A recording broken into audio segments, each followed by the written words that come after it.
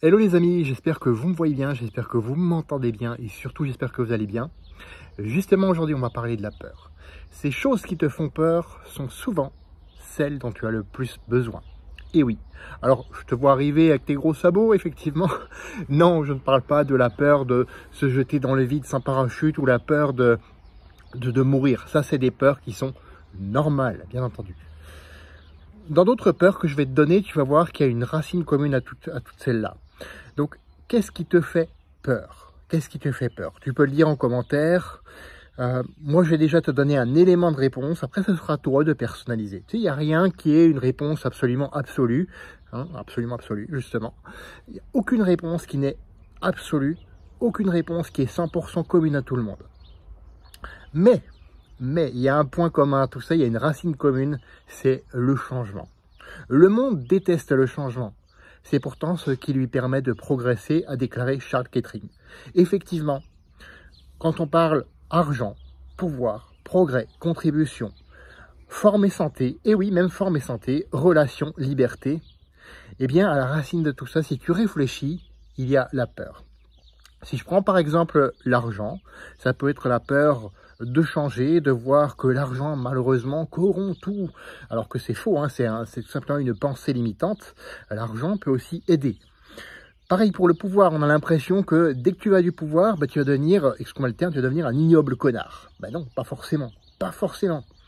Le progrès, pareil, on peut penser au progrès comme quelque chose qui aide l'humain, comme un outil tout simplement qui aide l'humain ou qui détruit l'humain. Faut pas de progrès, faut qu'on soit tous de nouveau à vivre dans des grottes, c'est encore ça le meilleur.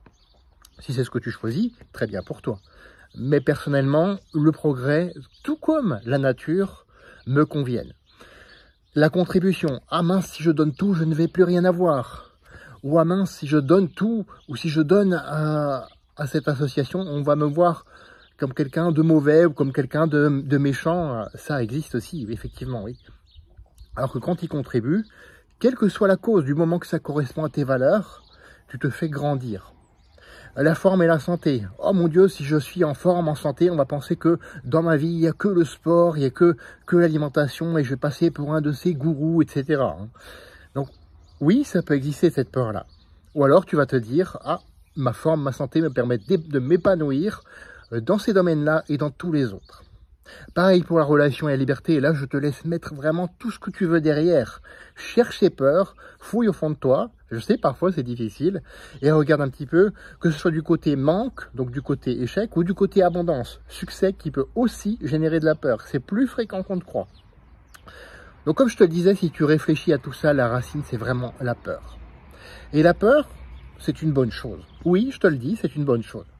Parce qu'elle ne doit pas te paralyser, te faire renoncer à tes rêves, te faire abandonner, mais au contraire te booster, t'aider à aller de l'avant, en te respectant et en sachant ce que ça veut dire pour toi. Par exemple, te dire, ah oui, j'ai peur de, je vais prendre par exemple des relations, mon cas personnel, des relations, donc c'est peut-être quelque chose qu'il me faut absolument travailler pour pouvoir chercher le besoin caché derrière. Et c'est là où je veux en venir. Ça passe également par accepter la responsabilité qui va avec. Ça, c'est la solution. Alors l'accepter, non. Je suis pas assez rentre dedans quand je dis ça. C'est l'assumer ou le revendiquer carrément. Revendiquer cette responsabilité. Oui, je suis responsable d'avoir peur des relations, d'avoir peur de cette sensation de liberté. Par exemple, en expérience perso, j'ai encore un petit peu peur, effectivement. Tu vois, c'est difficile pour moi de te l'avouer, mais oui, j'ai encore un petit peu peur de cette liberté que j'avais par rapport à ce que les autres vont penser de moi. Ah, c'est un salaud de riche, etc. Waouh, on ne veut pas voir ta gueule sur les vidéos, etc. Donc, j'ai encore un peu peur de ça. Pourtant, je le fais quand même. Pourquoi ? Parce que justement, je me sers de la peur pour avancer, pour booster et pour donner exemple aussi aux personnes qui ont peur et qui n'osent pas. Donc, je te pose la question. Qu'est-ce que tu vas mettre en place à partir de maintenant? À partir de maintenant, pour que la peur, loin de te paralyser, loin de te faire renoncer, au contraire te booste et te pousse à aller de l'avant. Fais de ta vie une aventure mémorable qui te ressemble et on se retrouve la semaine prochaine pour une autre vidéo. À bientôt.